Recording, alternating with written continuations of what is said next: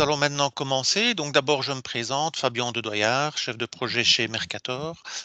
Nous allons aujourd'hui voir différents points qui permettent d'améliorer la rapidité d'encodage au niveau des documents de comptabilité. Certains points étant général à Mercator pourront s'utiliser aussi dans d'autres écrans que dans le module de la comptabilité. Alors, pour le premier point, dans les fiches clients, enfin dans tous les signalétiques, on a les boutons pour accéder à la fiche précédente, à la fiche suivante, et je peux, en enfonçant la touche contrôle et aller sur la flèche droite, je peux passer au suivant. On voit que je change de client.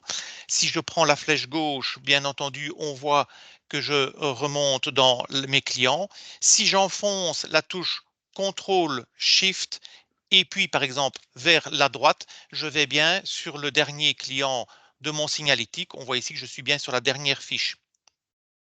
Ça, c'est la première astuce entre guillemets.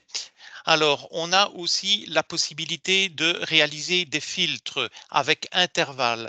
Exemple ici, je voudrais connaître tous les clients qui ont un code postal qui commence par 13, par exemple. Eh bien, je peux faire 13, la première valeur. Je mets 3 points pour dire c'est un intervalle et je vais dire 13, 9. Donc je vais prendre tout ce qui commence par 13 et tout ce qui va jusque 139. J'aurais dû faire d'abord filtrer, ça aurait été mieux. Voilà. Donc je n'enregistre pas mes modifications. Voilà.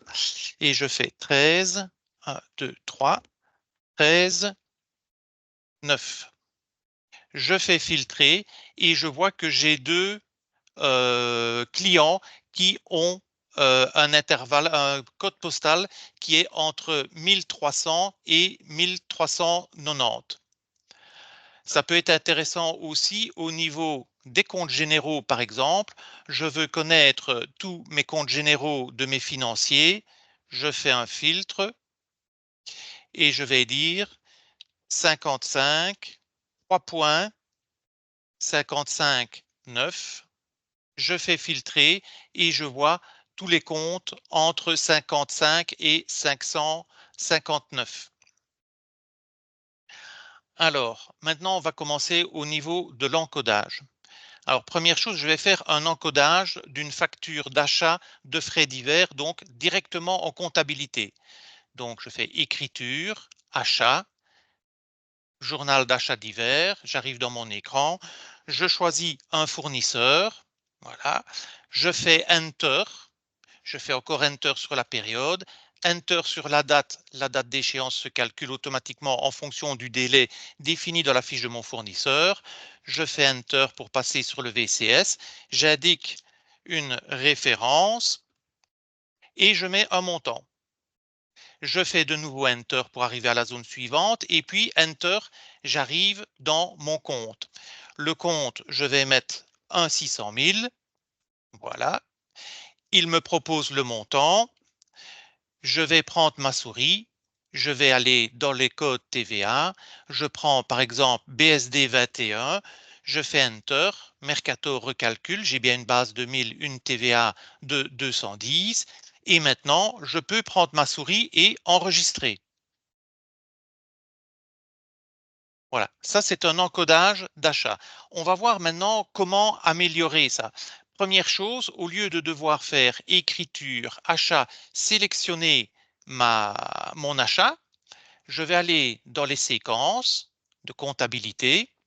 Je vais prendre ma séquence d'achat et je vois ici que je peux mettre un raccourci.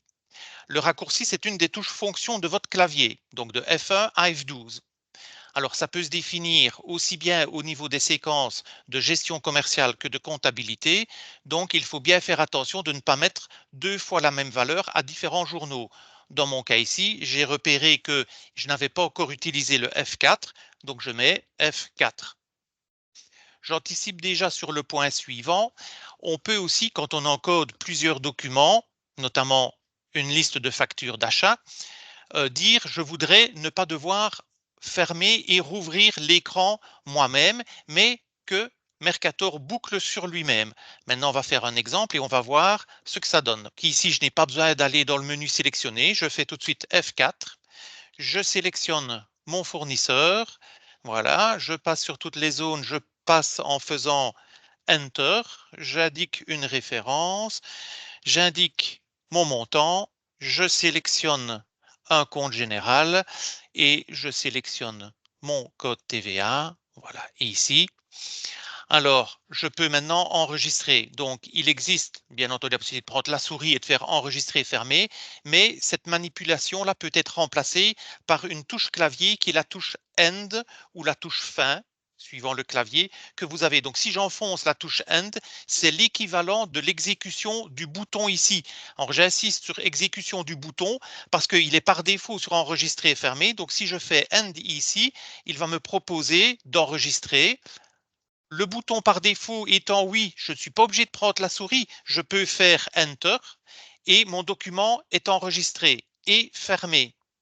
Et puis, comme j'ai coché bouclage dans la séquence, il me dit OK, je repropose d'office un nouveau document. On est prêt à encoder le document suivant. On n'est pas obligé de retourner dans le menu sélectionner ou de faire F4 pour relancer l'écran.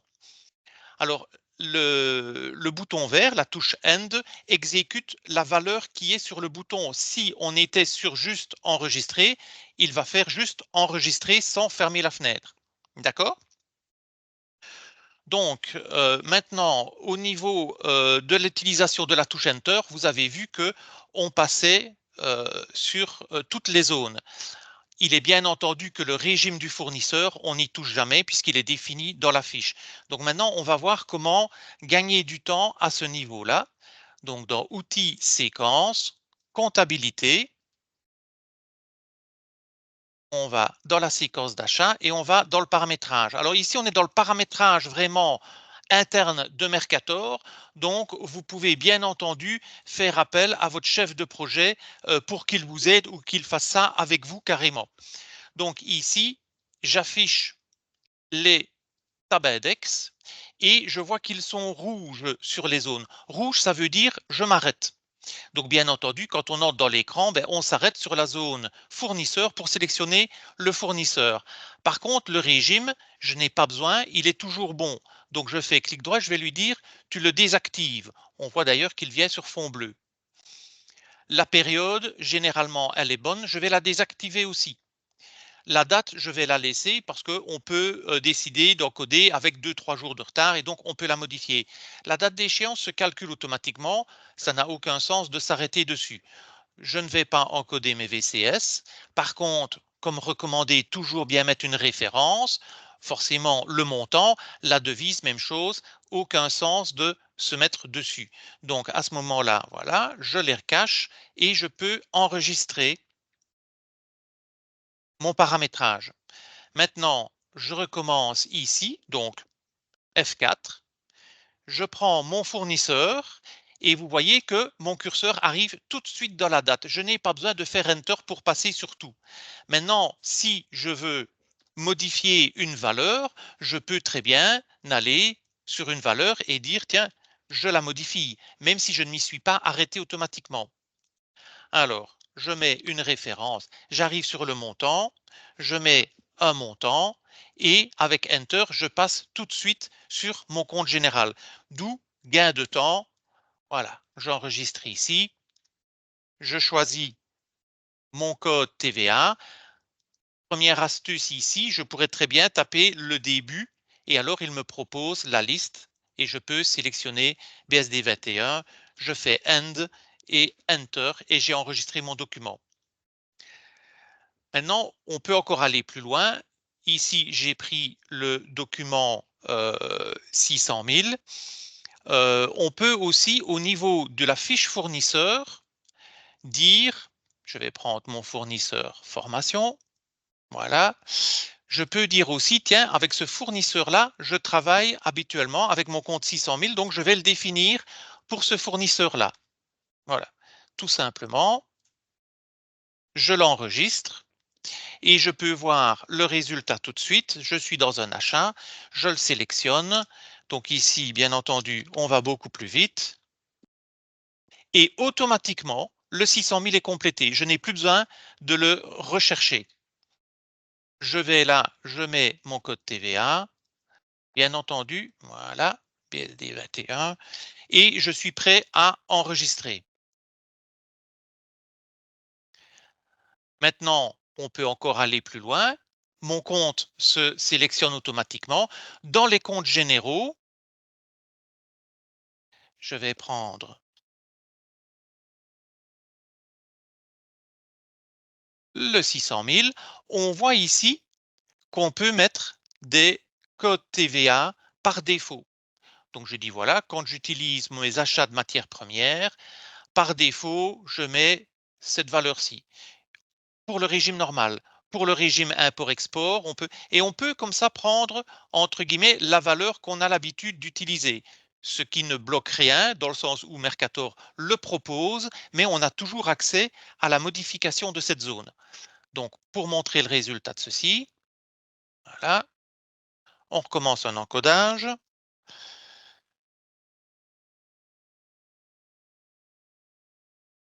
Et je vois donc que j'ai bien mon compte qui est complété et mon code TVA. Et je peux toujours le modifier.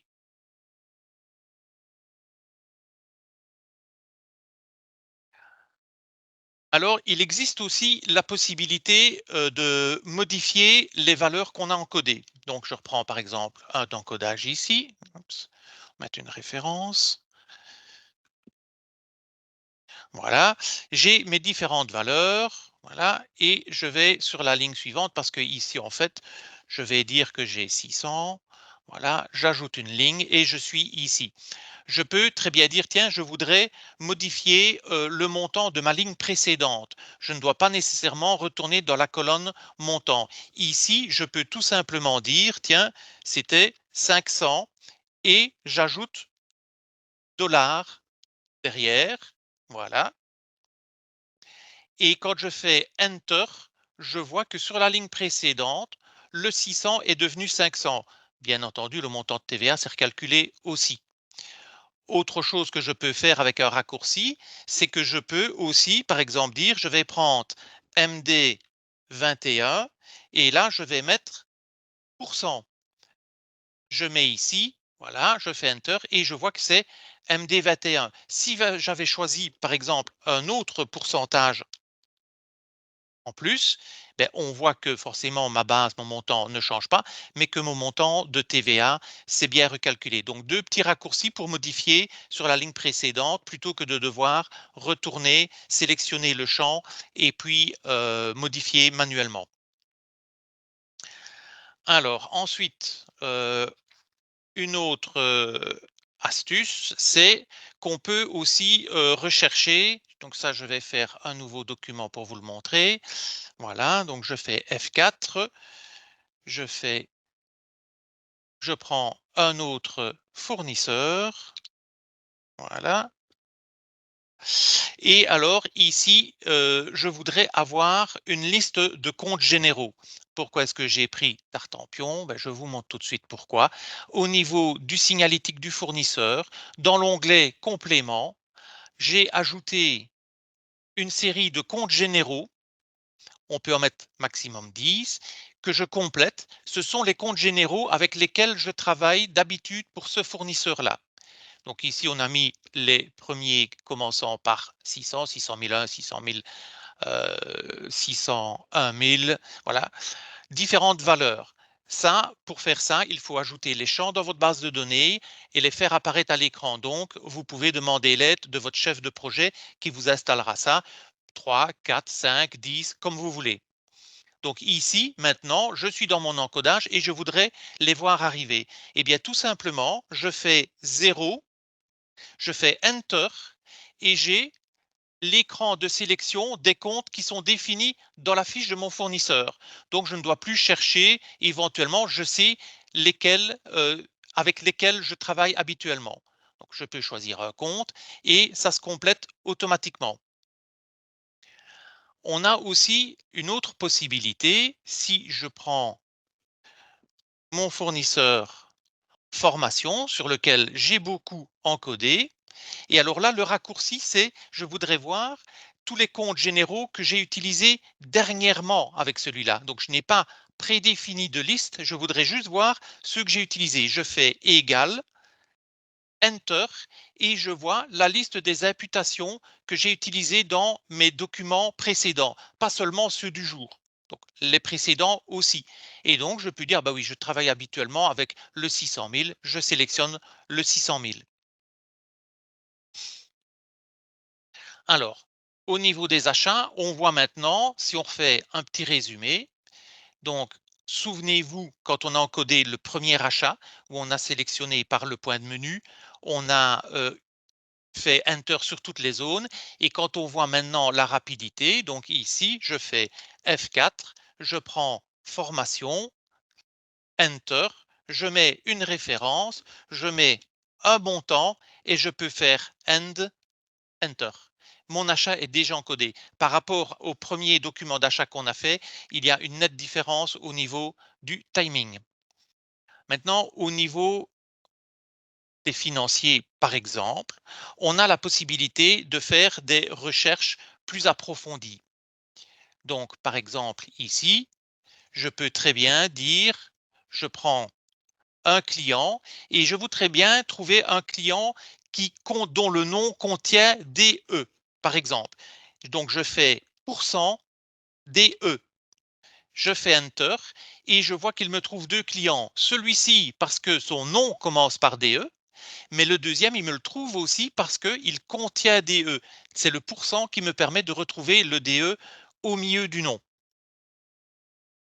C'est tout à fait faisable aussi avec les comptes généraux et avec tous en fait, mais un exemple, c'est je voudrais bien voir tous ceux qui contiennent le mot report.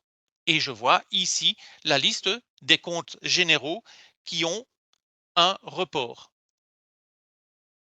Alors, on a aussi au niveau de la gestion de la période et de la date, ici j'ai chaque fois laissé la période avril, la date du jour, je peux très bien dire tiens, je suis en train d'encoder un financier et mon financier c'est un du mois de mars. Je quitte ma zone, automatiquement, Mercator me dit attention, ça ne correspond pas entre la période et la date. Est-ce que vous voulez adapter la date ou pas? Je peux choisir adapter et Mercator modifie la date en la mettant dans le mois de la période sélectionnée. Si c'est dans le passé, il prend le dernier jour.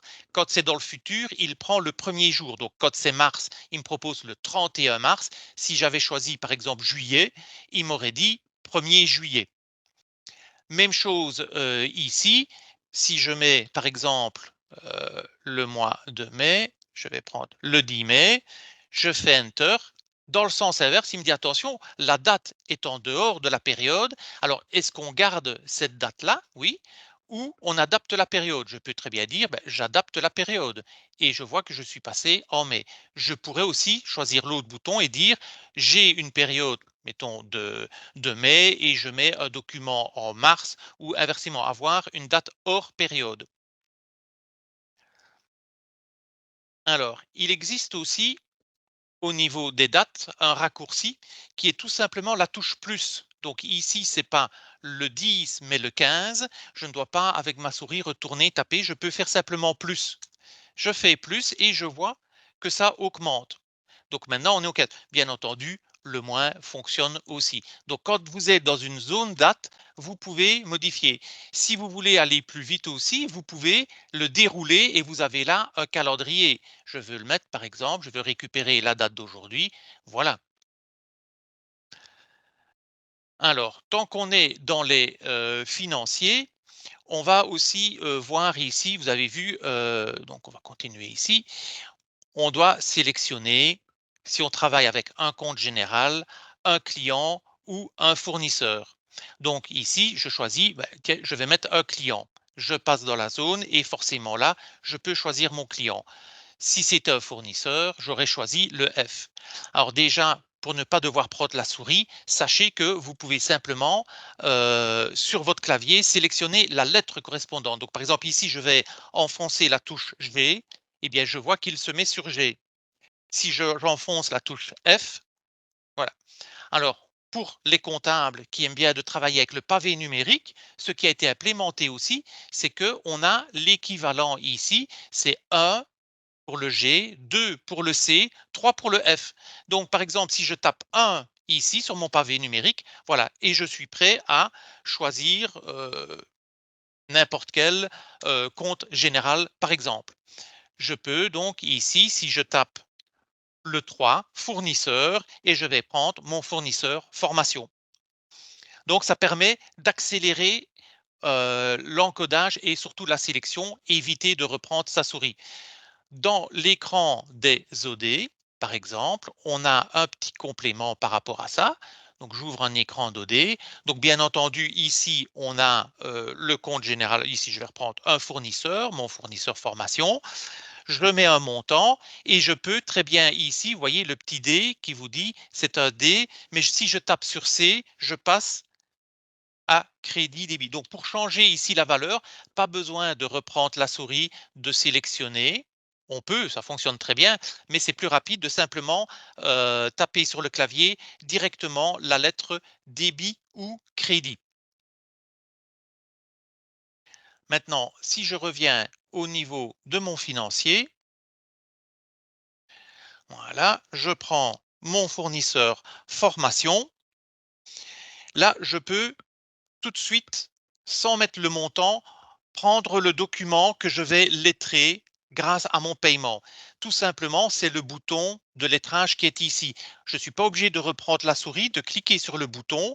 Je peux faire CTRL L, qui est l'équivalent de cliquer sur le bouton, donc qui ouvre ma fenêtre de lettrage. Je n'ai mis aucun montant, mais pas de souci.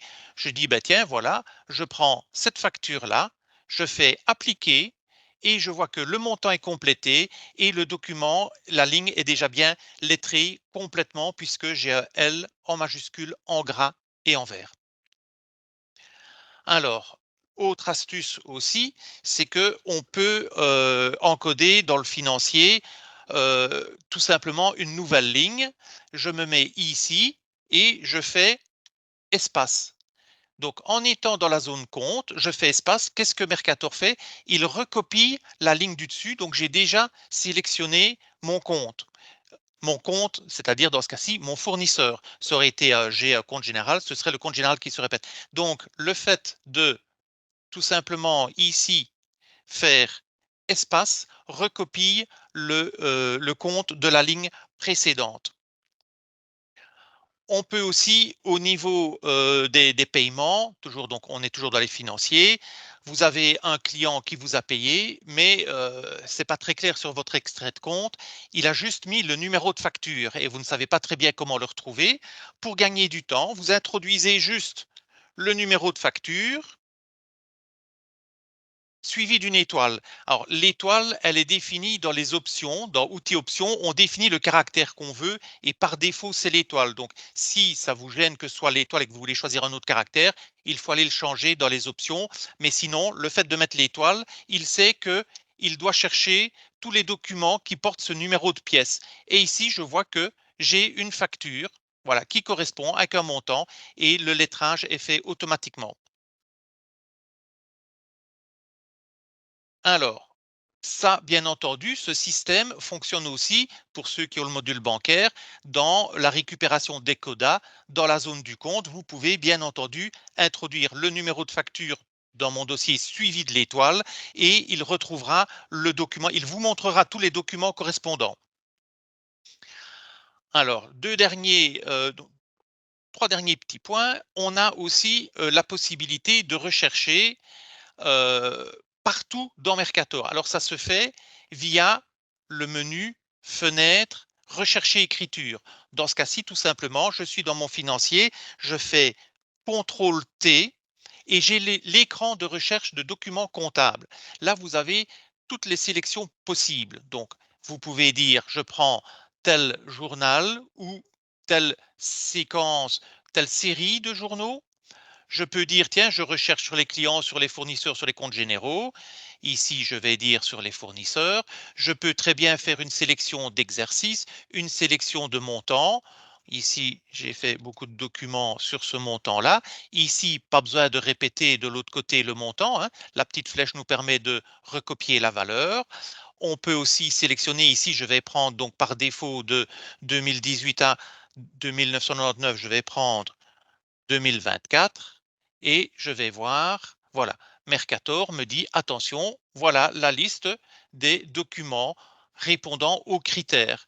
Donc je vais prendre un ici et voilà, ma ligne est complétée, fournisseur, sorte de formation, le montant et le lettrage est déjà fait.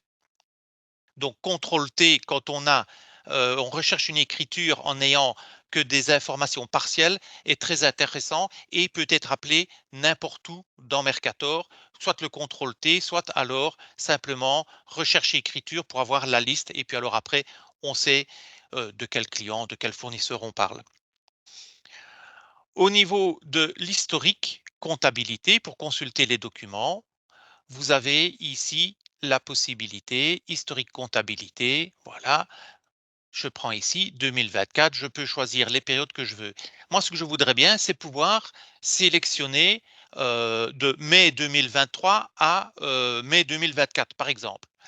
Je mets mon curseur ici et quand je suis là, je fais ou la touche backspace, c'est-à-dire reculer d'un caractère, ou la touche delete. Les deux fonctionnent de la même manière et je vois que ça a disparu. Le fait de ne pas avoir d'exercice sélectionné me donne accès à toutes les périodes de mes exercices existants dans mon dossier. Donc du coup, je peux dire, ben tiens, je vais aller de mai 2023 jusque et je vais prendre mai 2024. Et puis, je peux faire OK. Voilà. Et il me les montre.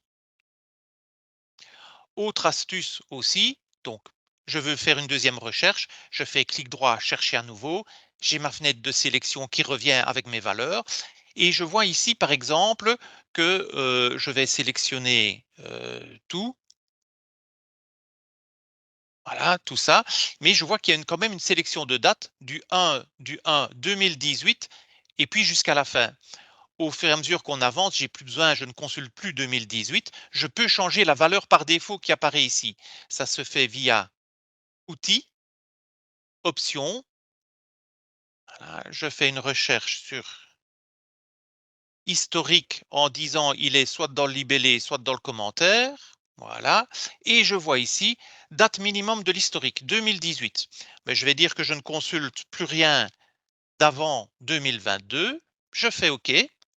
Et par défaut, maintenant, quand j'ouvre l'historique comptabilité, eh bien, je vois que la valeur par défaut est 2022. Rien ne m'empêche de retourner plus en arrière si je le veux. Mais d'un autre côté, quand on fait des sélections et qu'on oublie de mettre, ça m'évite de rechercher de 2018 jusqu'à 2999, de rechercher des données dans ces fourchettes-là. Alors, je reviens maintenant au point de départ. On a vu tous les points. Je vous ai dit, ne prenez pas note, vous avez tout ceci. Alors, je vais essayer de passer dans la base de connaissances.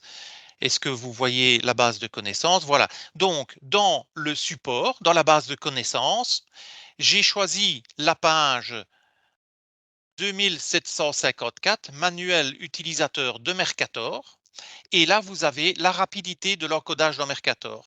Et ceci reprend l'ensemble des points qu'on vient de parcourir. Donc, vous pouvez aller le rechercher, l'imprimer, le relire à souhait et vous en imprégner. Je vais donc vous souhaiter à tous et à toutes une bonne journée et vous dire à bientôt.